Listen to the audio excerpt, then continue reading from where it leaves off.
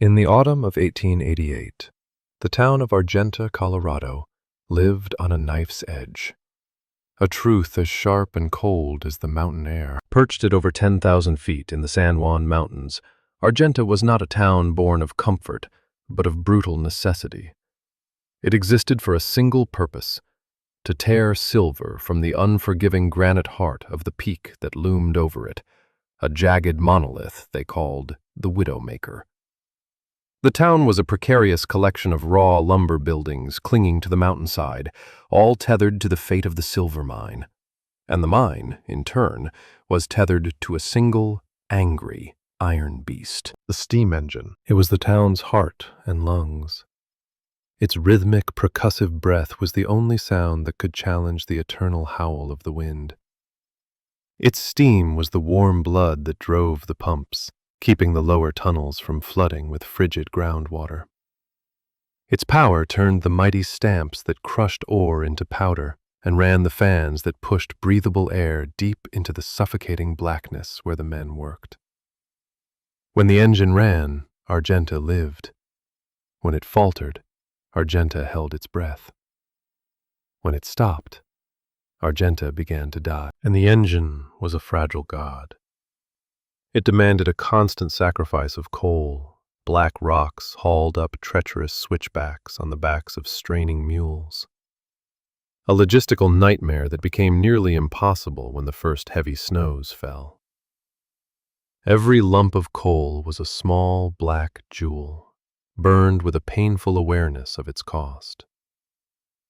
The engine was also old, a relic from a dozen failed ventures, and it broke with the petulant frequency of a spoiled child. Every man, woman, and child in Argenta knew the calculus of its failure. A broken piston meant cold silence. Cold silence meant the pump stopped. When the pump stopped, the water rose. And when the water rose, the mine was lost. The silver was lost. The jobs were lost. And the town would be scoured from the mountainside by the next winter, leaving nothing but splintered wood and frozen ghosts. This autumn, the fear was thicker than the coming snow. The engine had failed twice in as many weeks, and the whispers in the general store and the saloon were grim. The reserves of coal were low. The winter was forecast to be the hardest in a decade, and the new components ordered from Denver were already delayed. The town was a powder keg of anxiety, waiting for a spark. Amidst this collective dread, one man seemed to occupy a different reality. His name was Josiah. He was not a miner, nor a carpenter, nor a merchant. He was a quiet man, a former railroad surveyor and bridge wright who had come to Argenta with his wife, Sarah, seeking refuge from the soot and clamor of the eastern cities. He did odd jobs, repaired equipment, and possessed a preternatural skill for seeing the stress lines in steel and the breaking points in timber. But mostly, he watched. He watched the steam engine, not with the fearful reverence of the miners, but with the critical eye of a diagnostician studying a chronic disease. He watched the endless train of mules hauling coal up the mountain, calculating the energy expended. And he watched the other side of the equation, the thing everyone else saw as garbage. The tailings, millions of tons of waste rock, the useless granite and quartz that was separated from the precious silver ore, were hauled out of the mine's mouth. This rock was loaded onto small, rickety carts and trundled a few hundred yards to the edge of a vast, ever-growing scree slope, where it was unceremoniously dumped. The clatter of rock cascading down the mountainside was as constant a sound as the engine's chuffing. It was the sound of waste. To everyone else, this was just the cost of doing business. But Josiah saw something different. He saw a river of mass, a constant downward flow of immense weight. He saw energy being squandered on a colossal scale. He would stand for hours at the edge of the tailings pile, his gaze fixed not on the falling rock, but on the mountain itself, his mind working a silent and strange arithmetic. The townspeople noticed. They saw him staring at a pile of worthless rock and shook their heads. Josiah was a good man, they'd say, but the altitude must be getting to him. Then he began his work. He started not with a grand announcement, but with a simple, solitary act. He bought a dozen thick notebooks and spent a week walking the mountain, taking measurements, sketching angles, and making calculations that no one could comprehend. He was building something in his mind, something vast and silent. What he was designing was not a better steam engine. It was not a new way to find coal. It was a solution so simple in its core principle, yet so audacious in its scale, that it seemed like madness. He was going to build a battery. Not a battery of acid and lead, but a battery of rock and gravity. A battery the size of a mountain. And the townsfolk who saw him scribbling in his notebooks, staring at a pile of trash rock, had no idea they were witnessing the birth of an idea that would either save them all or become the most spectacular failure in the history of the Colorado frontier. They thought he was a fool, staring at a mountain of waste. He was, in fact, staring at a mountain of power. He was staring at a mountain of power, and he was the only one who could see it. This story is about more than just an engine or a town. It's about the nature of a problem, and how the most elegant solution is often hidden in plain sight, mistaken for waste. If you're intrigued by the idea of forgotten wisdom and the quiet innovators who change the world, do me a favor and hit that like button. And be sure to subscribe, because you won't want to miss how Josiah turned a mountain of garbage into a lifeline. Now, what's the most clever, simple solution to a complex problem you've ever seen? Let me know in the comments below. I'm fascinated to hear where you all are watching from and the kinds of challenges you face. For now, let's get back to Argenta and the quiet man with the impossible plan. Josiah's background was the key, the lens through which he saw the world differently. He had spent 15 years building railroad bridges over the great chasms of the West. He was a man who understood weight, not as an abstract number in a textbook, but as a living, breathing force. He knew the terrifying power of 1,000 tons of steel and timber, and he knew how to tame it, how to balance it, how to make it do his bidding. He had learned to read the language of stress, spoken in the groan of a girder and the subtle shear of a rivet. To him, a mountain was not just a geological feature. It was a structure, a massive store of forces and tensions. His analysis of the problem in Argenta was therefore fundamentally different from everyone else's. The town's designated expert, the chief mining engineer from the Denver head office, Mr. Alistair Finch, saw a chemical problem. The challenge was converting the chemical energy in coal into steam pressure with maximum efficiency. His solution was to order newer, more complex boiler tubes and higher-grade lubricants. He wrote long, jargon-filled reports on BTUs and thermal transfer coefficients. He saw the world as a series of equations to be optimized. Josiah saw a mechanical problem. A problem of energy, pure and simple. He sat in his small cabin one night, filling a notebook with figures that Sarah, his wife, could not decipher. He calculated the exact amount of coal burned by the steam engine in a 24-hour period. He converted that into horsepower. Then he calculated the cost, not just in dollars for the coal and the mules, but in the man-hours lost to hauling it, the risks of winter supply cuts, the brutal inefficiency of it all. His numbers showed that for every 10 shovelfuls of coal that went into the firebox, the useful work they got out of the mine pumps and stamps was equivalent to less than 1. The rest was lost to heat, to friction, to the engine's own colossal weight, and to the thin, inefficient mountain air. It was a machine that ran mostly to sustain itself. Then he turned to a new page and began a different set of calculations. He had spent days surveying the tailings pile and the mountainside below it. He knew its mass, its volume, its angle of repose. He calculated the weight of rock the mine produced in a single day. The number was staggering. It was thousands of tons. A river of mass flowing ceaselessly downhill. And that was where his bridge builder's mind saw the opportunity. In bridge building, the primary enemy is gravity. You spend all your effort and ingenuity designing structures to defy it.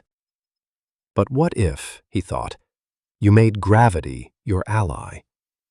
What if you didn't fight it, but harnessed it? His idea began to take shape, not as a vague concept, but as a detailed engineering blueprint in his mind. He would build a railway, but not just any railway. It would be a monument to purpose-built, brutally strong construction. He envisioned a double-tracked, narrow-gauge line running from just below the mine's entrance up the steep shoulder of a neighboring peak they called the Grayback. This track would be graded at a relentless, terrifying incline of nearly 30 degrees, an angle that would make a normal locomotive engineer faint. On this track would run a series of custom-built cars. He sketched them in his notebook. Low-slung, massively overbuilt chassis of iron and timber, with 8 wheels instead of 4, and sophisticated braking systems adapted from logging inclines he had once seen in the Pacific Northwest. These cars would not carry people or coal. They would be filled with the densest waste rock from the mine, each one weighing a monstrous 50 tons when fully loaded. The system would work in a cycle, a slow, powerful, mechanical heartbeat. During the day, when the steam engine was already running at peak capacity to power the mine, a small amount of its surplus power, or even a team of mules, would be used to slowly winch a train of these rock-filled cars up the steep track to the summit of the Grayback. The energy used to do this was the charge. The train of cars, sitting at the top, 1,000 feet above the valley floor, now held that energy in its simplest, most potent form. Gravitational potential energy. The real magic would happen at night, or whenever the steam engine faltered. At the bottom of the incline, housed in a stone building he designed to be as solid as a fortress, would be the heart of the system. The tracks would run into this powerhouse and over a massive geared mechanism.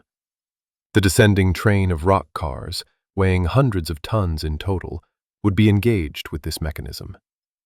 As gravity pulled the immense weight down the track, the cars would turn a colossal axle. Through a series of enormous, custom-forged planetary gears, the slow, unstoppable, high-torque rotation of the axle would be converted into the high-speed, low-torque rotation of a drive shaft. This spinning drive shaft was the prize. It could be connected by a belt to the mine's existing machinery. It could run the pumps. It could run the ventilation fans. It could turn a dynamo to generate electricity for the new incandescent bulbs that were the talk of the town. As the train of cars made its controlled, hour-long descent, it would release the energy that had been stored in its upward journey, providing steady, reliable power. When one train reached the bottom, another, waiting at the top, would be engaged, allowing for continuous operation. The system was a physical capacitor, storing work instead of volts. It was a battery made of rock. The physics were sound. It was the principle of the grandfather clock, with its descending weights, scaled up to an industrial, mountain-moving magnitude. The engineering principles were from his work on bridges and railroads. He knew how to grade the land, how to lay track that would not buckle, how to build trusses that would not fail, and how to calculate the immense shear forces the gears and axles would have to withstand. He called it the gravity incline. To Josiah, it was a thing of sublime logic and efficiency. He was taking the mine's greatest waste product, useless rock, and its greatest adversary, gravity, and turning them into its salvation. He was creating power, not from burning a finite, expensive resource, but by intelligently managing the forces that were already present and in motion all around him. He was closing a loop that no one else had even seen was open. He took his notebooks, filled with meticulous drawings and pages of calculations, and presented his plan to the town council and the mine's foreman. He explained the principles with a quiet, earnest clarity. He showed them the numbers, the projected savings in coal, the reliability, the safety. He was met with blank stares, then confused muttering, and then laughter. The laughter was worse than any argument. It was dismissive, condescending, and utterly final. It started with a chuckle from a miner in the back, then a snort from the foreman, and soon the whole room was filled with the sound of men who couldn't believe the absurdity of what they were hearing. The foreman, a stout man named Miller, wiped a tear from his eye. "Josiah," he said, trying to sound kind but failing. "You want to build a railroad to nowhere? To haul rocks up a hill just to let them roll back down?" "It's not rolling," Josiah corrected impatiently. "It's a controlled descent. The weight turns the gears." "Gears!" another man shouted. "What gears could possibly handle the weight of a mountain of rock? They'd be ground to dust in a week." The room erupted in agreement. They saw only the impossibility of the scale, not the simple elegance of the principle. They saw a madman's fantasy, a scheme that would consume a fortune in iron and timber and produce nothing but ridicule. They saw a man who didn't understand mining, a man who played with notebooks while they risked their lives in the dark. Josiah's quiet resolve in the face of their scorn only seemed to fuel their mockery. He didn't shout or argue. He simply stood there, his faith in his own calculations unshaken. This stillness, this lack of defensive anger, was taken as proof of his foolishness. It was the calm of a man who had lost his senses. The community's reaction was swift and brutal. Within a day, everyone in Argenta was talking about Josiah's folly. The name stuck, a brand of public shame.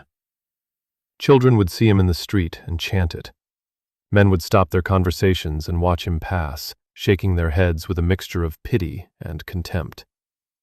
He became the town eccentric, the local fool. The ridicule was a constant, low-grade torment.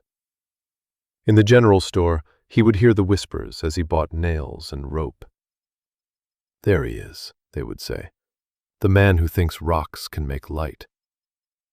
At the saloon, they made jokes about harnessing the hot air from politicians or the weight of the saloon keeper's gut. Every conversation was a potential ambush of sarcasm. Josiah bore it all with a stoic calm that infuriated his critics and worried his wife. Sarah saw the pain in his eyes, even if he never spoke of it. She saw the way his jaw tightened when a group of miners laughed as he walked by. She was a practical woman, and she was terrified. They had sunk their life savings into this venture, buying the land on the grayback, contracting for the iron rails and the custom forging of the gears from a foundry in Durango. "They think you're a madman, Josiah," she said one evening, her voice tight with anxiety as she watched him poring over his blueprints. "Miller told me they're taking bets on how long it takes for your first rail car to break loose and flatten the town." "The brakes will hold, Sarah," he said, not looking up from his work. "I designed them myself. The friction coefficient of the pine blocks against the steel wheels is more than sufficient, even with a safety factor of 3. It's not the brakes I'm worried about. It's us. We'll be a laughing stock. We'll be destitute. What if it doesn't work?" He finally put down his pencil and looked at her, his eyes clear and steady. "It will work," he said. "The math is true. Gravity is true. The only thing in question is whether I can build it strong enough. And I can." His certainty was a world of its own, a fortress against the town's disbelief. But it did little to soothe Sarah's fears. The social isolation was a heavy blanket. Old friends became distant. Invitations to dinner stopped coming. They were on their own, a tiny island of belief in a sea of scorn. The situation escalated when Mr. Alistair Finch arrived for his autumn inspection. Finch was the embodiment of established, credentialed expertise. He was a man with a degree from an Eastern engineering school, a man who wore a starched collar even at 10,000 feet, a man who believed that all worthwhile knowledge was printed in books he had already read. The foreman, Miller, eager to ingratiate himself, quickly told Finch about Josiah's folly. Finch, smelling an opportunity to assert his intellectual authority, demanded a public meeting. He wanted to dismantle this foolishness in front of the entire town. The meeting was held in the town hall. It was packed. Finch stood at the front, holding one of Josiah's detailed blueprints, which he had demanded to see. He held it up as if it were a child's nonsensical scrawl. "I have reviewed this proposal," Finch began, his voice dripping with derision. "And I must tell you, as a man of science and a certified engineer, that it is not merely impractical. It is a dangerous fantasy. It is an affront to the laws of thermodynamics." He launched into a lecture, using words like entropy and unrecoverable losses. He claimed the friction in the gears and wheels would consume more energy than the system could ever produce. He called it a perpetual motion machine of the second kind, a classic fool's errand. "The sheer mechanical stresses involved are astronomical," Finch declared, his voice rising. "This man, with no formal training, expects to build a gear system that can withstand the force of a controlled landslide. I tell you, the teeth of these gears would shear off on the first rotation. The axle would twist into a pretzel. And when it fails, not if, but when, that train of 50-ton cars will become a battering ram that will wipe this town from the face of the earth.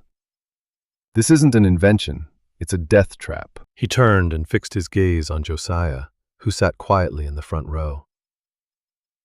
"Sir," Finch said, his voice cold and sharp, "you are either a charlatan or a fool. You are promising these good people free energy from a pile of rocks. I urge you, for the safety of this community, to abandon this monument to your own ignorance and leave the engineering to the experts." The room was silent for a moment, and then it exploded into applause. Finch had given their vague doubts a voice of authority. He had validated their ridicule with the stamp of official expertise. He was the expert, and he had declared Josiah a fool. For the town of Argenta, the matter was settled. Josiah did not rise to defend himself. He did not challenge Finch's calculations or point out the flaws in his thermodynamic argument. Finch had conveniently ignored the massive energy input of the initial lift. He simply absorbed the verdict of the room, the wall of scorn and derision. He stood up, folded his blueprint, and walked out of the hall, the sound of Finch's triumph ringing in his ears. He walked not home, but to the base of the grayback, where the first section of his great incline was already taking shape. He had hired a small crew of out-of-work prospectors, men desperate enough to take the fool's money. They were grading the steep slope with pickaxes and dynamite, carving a flat, solid roadbed out of the granite. Josiah picked up a shovel. He did not argue. He did not explain. He did not defend. He just worked. He drove his men and himself with a quiet, relentless intensity. The town watched the long diagonal scar grow up the side of the mountain, and they laughed. But as the weeks turned into a month and the structure began to take shape, the laughter became tinged with a strange, grudging curiosity. The scale of the project was undeniable. The sheer labor was awesome to behold. He used his bridge-building knowledge to construct the trestles over the deep ravines, massive structures of fitted timber that looked strong enough to support a mountain. He oversaw the laying of the heavy iron rails, gauging them with a micrometer's precision. He spent a week personally supervising the construction of the powerhouse at the bottom, its foundations sunk 20 feet into solid bedrock, its walls 3 feet thick of interlocking granite blocks. It looked less like a building and more like a fortress bunker, built to withstand a siege. The townspeople saw the daily procession of materials arriving on the Durango freight line. Enormous groaning wagons carrying the custom-forged gears, each one as tall as a man. The massive 7-inch thick steel axle. The spools of steel cable for the winching system. The sheer expense of it all was breathtaking. Josiah was pouring every last cent he had into his folly. The work was brutal. The air was thin, the weather fickle. An early autumn snowstorm would halt work for days. A misplaced dynamite charge sent a shower of granite shards raining down on the work site, miraculously harming no one. Yet Josiah persisted, his calm resolve a constant, unnerving presence. He was the first on the site in the morning and the last to leave at night, his face etched with exhaustion, but his eyes clear with purpose. He was building his answer to Alistair Finch not with words, but with timber, iron, and stone. As the last rails were laid and the massive cars were assembled on the track, the first real test approached. Winter. The old hands could feel it in their bones. The sky had a hard, metallic sheen. The wind carried a new kind of bite, a promise of the brutal, killing cold to come. The town's coal supply was critically low, and the pass to the east was already becoming treacherous. The steam engine coughed and sputtered, its iron lungs rattling with age and overuse. The anxiety in Argenta was a palpable thing, a low hum of fear beneath the surface of daily life. They were more dependent on their fragile, dying engine than ever before. And on the side of the grayback, silent and immense, Josiah's folly stood complete. 2 lines of iron rails ran up into the sky. At the top, a train of 5 monstrous 50-ton cars sat waiting, filled to the brim with dark, heavy rock. They were like a row of titans, sleeping giants holding the fate of the town in their silent, gravitational grip.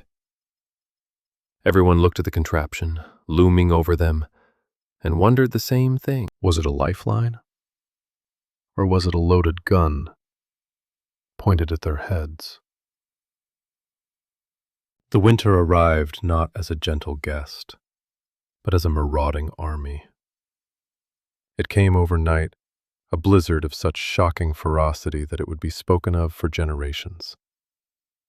They would call it the White Death. It began with an unnatural stillness.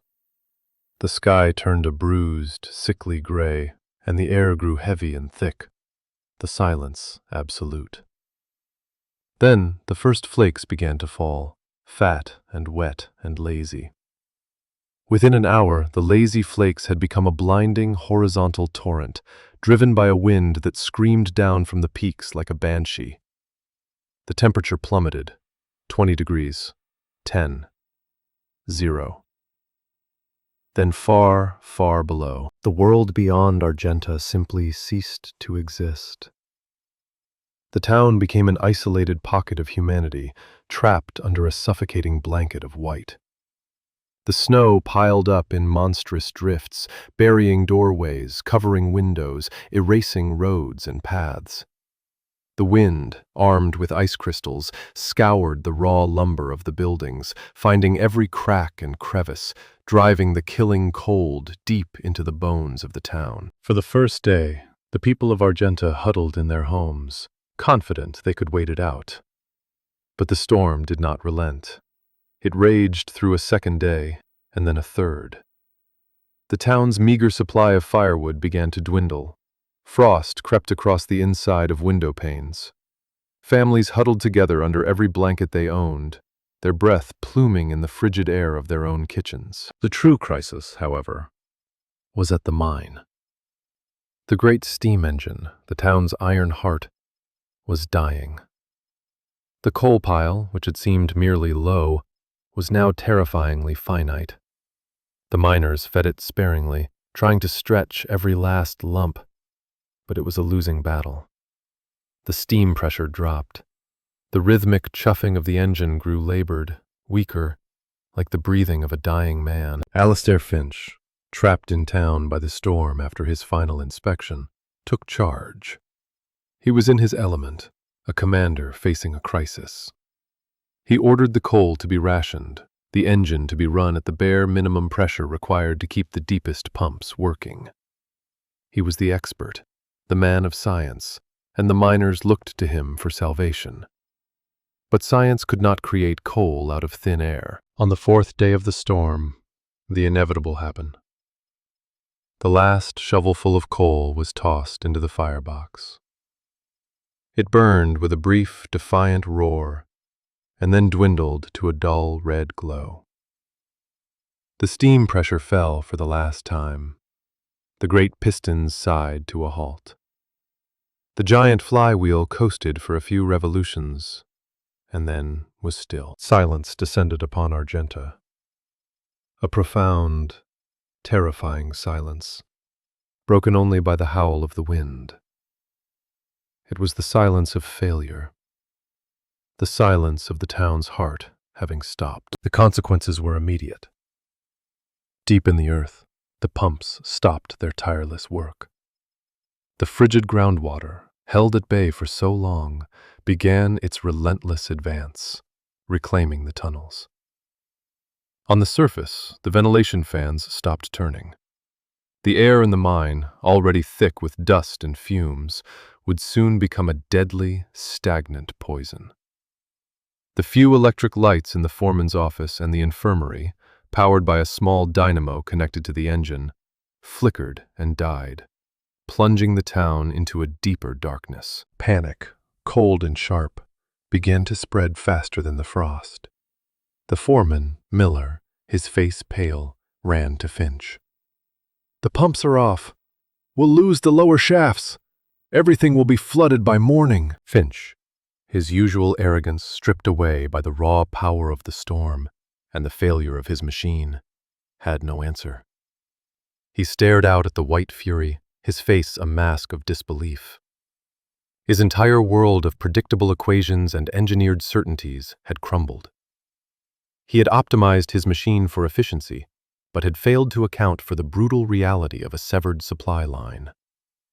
His system, for all its technical sophistication, was utterly fragile. Conventional wisdom had failed. The town was doomed. It was in this moment of absolute despair that a new sound was heard. It was a low, deep groan, a sound of immense weight beginning to move. It was so deep it was felt as much as heard, a vibration that traveled through the frozen ground itself. It was followed by a rising, mechanical hum. A single light flickered on in the town infirmary, then another in the assay office.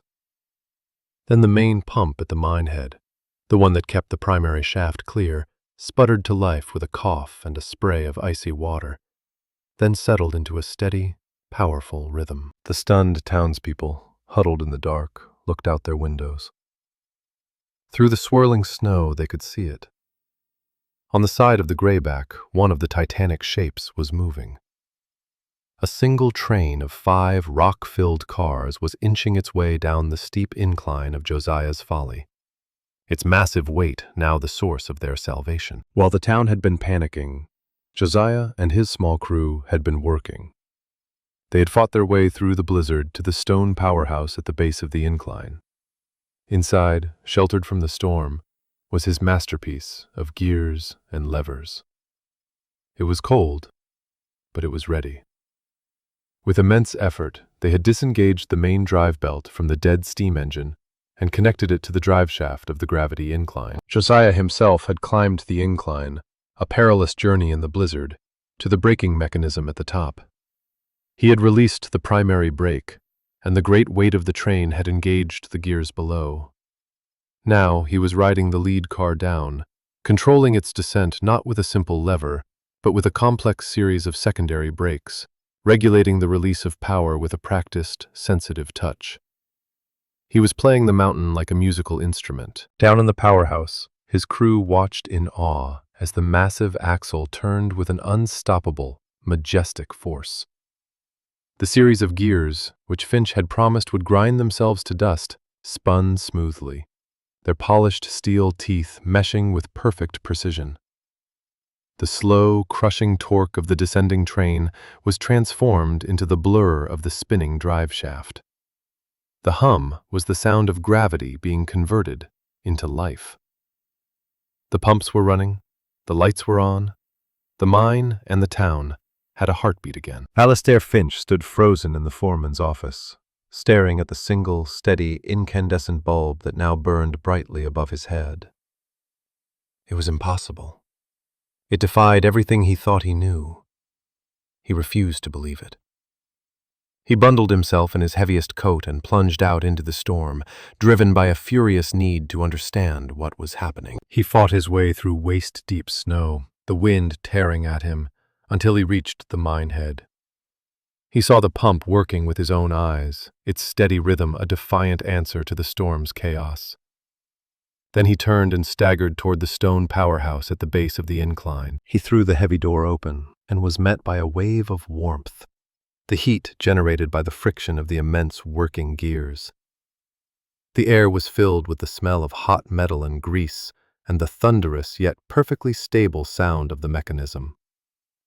He saw the colossal axle turning slowly, the smaller gears spinning into a blur, the thick leather belt running from the drive shaft to the pump machinery. It was all exactly as Josiah had designed it, and it was working perfectly. Finch was a man of science, a man who believed in empirical evidence above all else.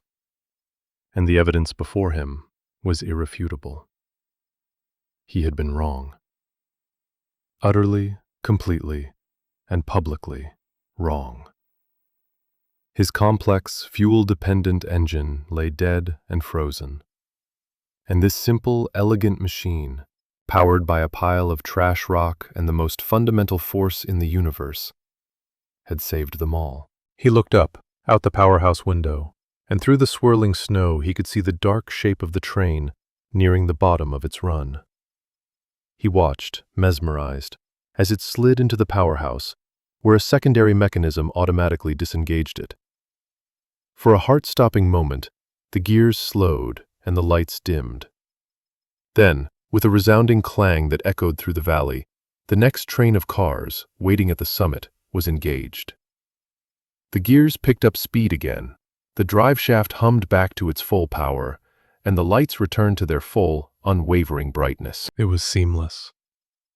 It was brilliant. Alistair Finch stood alone in the heart of Josiah's machine, surrounded by the proof of his own arrogance, while the storm raged outside.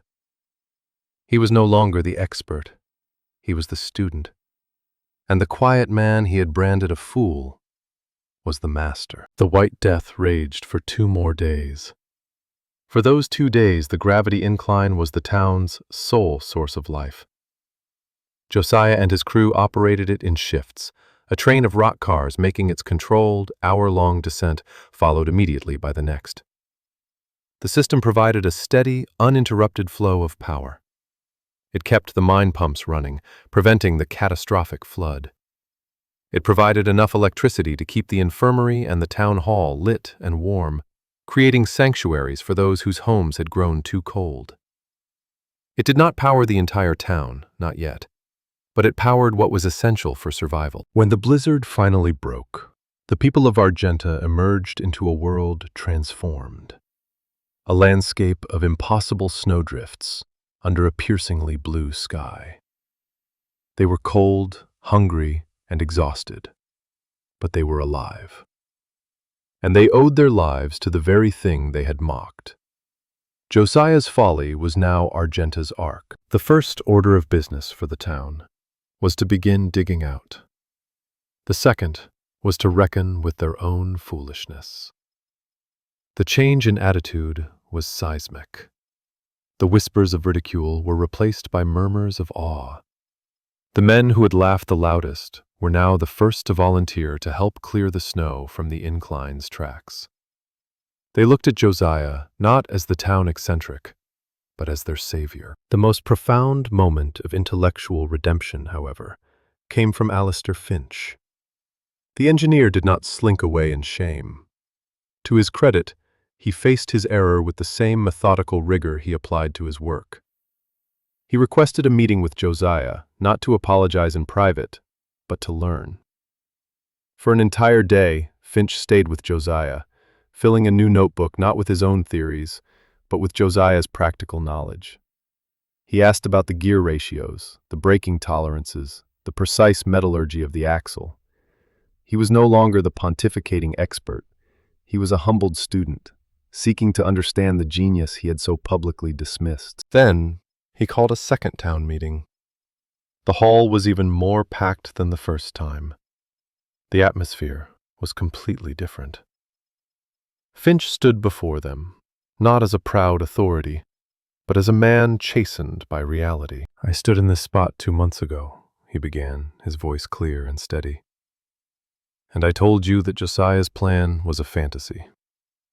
I used my education and my title to dismiss his idea as dangerous and foolish. I was wrong. My science was incomplete. My expertise was a form of blindness.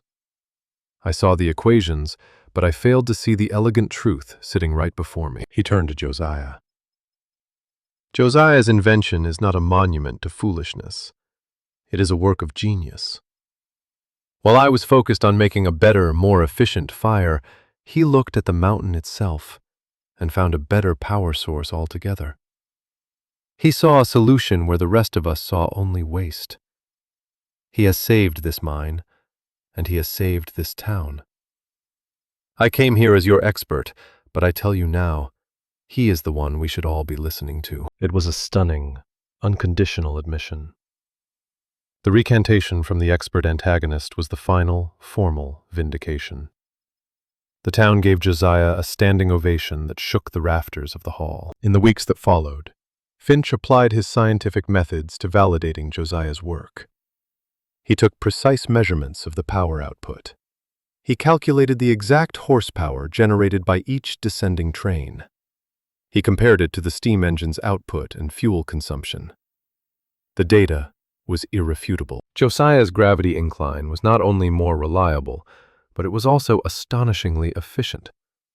The energy required to winch the cars up the track was less than 20% of the energy the steam engine consumed to produce the same amount of power directly. The system effectively captured and stored the off-peak power of the engine, or even the labor of mules, and delivered it back on demand with minimal loss. The coal savings were projected to pay for the entire construction of the incline within 2 years. Finch's report to the Denver head office was not just a technical document. It was a testament, a formal, data-driven proof of the quiet innovator's triumph. The community's adoption of the idea was immediate and enthusiastic. Under Josiah's guidance, the miners, the very men who had mocked him, began constructing a second, even larger incline on the other side of the valley. They used their own skills, their knowledge of blasting and timbering, to help him. The project was no longer Josiah's folly, it was our incline. It became a source of immense civic pride. With 2 inclines operating in tandem, the town of Argenta was transformed. The hated steam engine was now used only sparingly to charge the system during calm weather. The constant threat of running out of coal vanished. The mine could operate at full capacity, year-round, regardless of the weather. The power was so reliable that the town expanded its use of electricity, bringing bright, clean light to every home and street. The health and safety benefits were enormous. The improved ventilation in the mine reduced the cases of lung disease among the miners. The reliable pumps allowed them to access deeper, richer veins of silver that had previously been unreachable. Argenta boomed, becoming one of the most prosperous and secure towns in the Rockies. The legacy of Josiah's invention spread far beyond Argenta. Alastair Finch, now a zealous convert, wrote articles for engineering journals, complete with Josiah's original diagrams. The concept, which he formally named gravitational potential energy storage, was studied back east. While it was not suitable for flat landscapes, it was perfectly adapted for the mountainous regions of the world. Mining operations in the Andes, the Alps, and across the American West began building their own gravity batteries, all based on the principles first demonstrated on the side of the grayback. Josiah's simple, practical idea, born from observation and a deep understanding of fundamental forces, had become a new branch of engineering. It was a powerful lesson that the most advanced solution is not always the most complex. Sometimes, it's the one that uses the forces of nature as an ally rather than an enemy.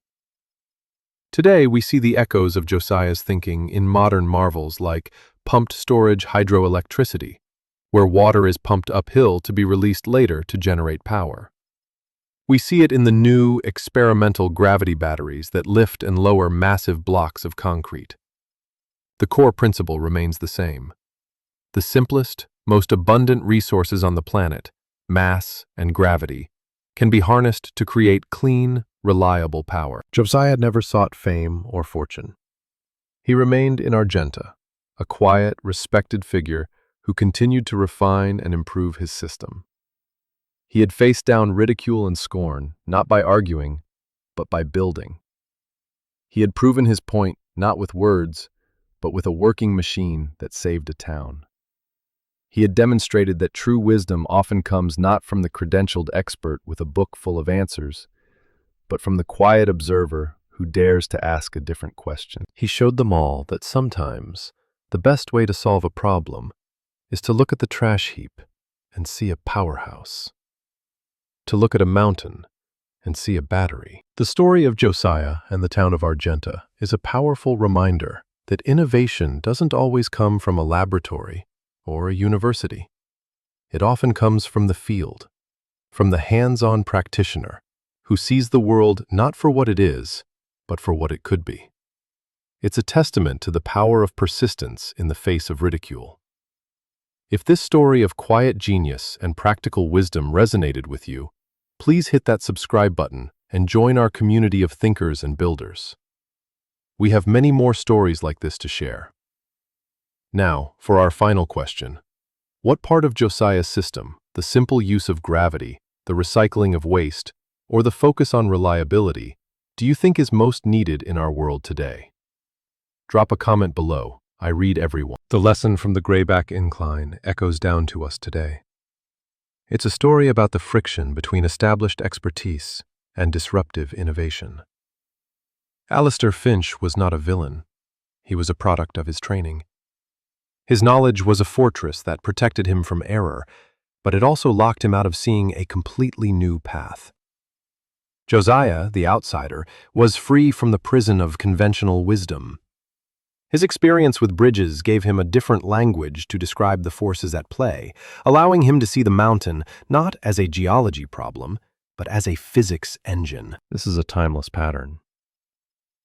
True breakthroughs often come from this cross-pollination of disciplines, from the fresh eyes of the outsider, who is not burdened by knowing all the reasons why something is impossible. It teaches us humility. It reminds us that the next great idea might not come from the center of our established knowledge, but from its quiet, observant edges. It is a call to look at our own world, at our own tailings piles of waste and seemingly solved problems, and to ask, like Josiah, if there is a river of energy there we have simply failed to see. Disclaimer. This story is a fictionalized account created for educational and entertainment purposes. The characters, town, and specific events depicted are products of imagination. However, the underlying engineering and physics principles of gravity storage systems are based on real historical and modern practices.